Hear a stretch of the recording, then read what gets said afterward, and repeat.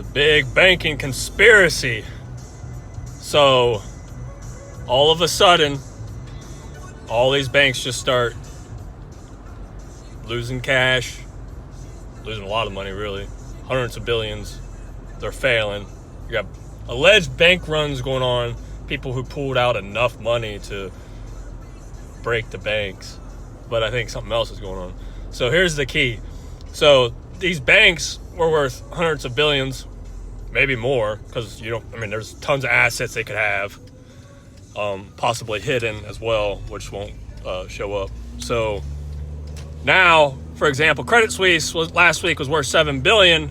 Now it's being bought for $2 billion, I believe, $1 to $2 billion. That's a massive discount to take out a monstrous Swiss bank. That's 75% off. So I'm thinking they're creating these conglomerates to take control of more assets and just grow bigger. Kind of like what they do with other companies, small companies. They suck them out, like what they did through 2008, the 2000s, 2010 and up. They've just been crushing small business to get rid of it, to create these Goliaths. So you're relying on 4 or 5 companies to buy your stuff. Walmart, Amazon, everybody uses Amazon.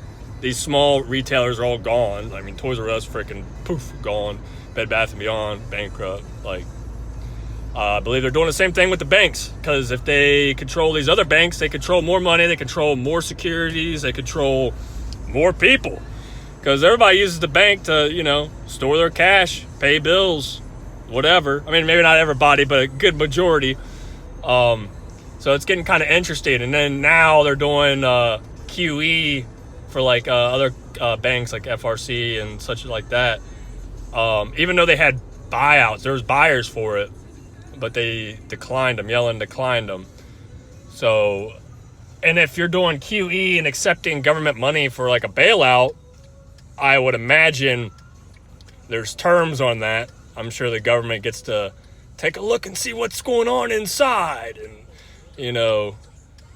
that kind of jargon. So we'll see how this pans out over the next couple months and years. They also got the FedNow payment service coming. Conveniently, banks start getting destroyed 3 months before this is supposed to launch in July. And then even BlackRock looking at making a digital currency, digital coin.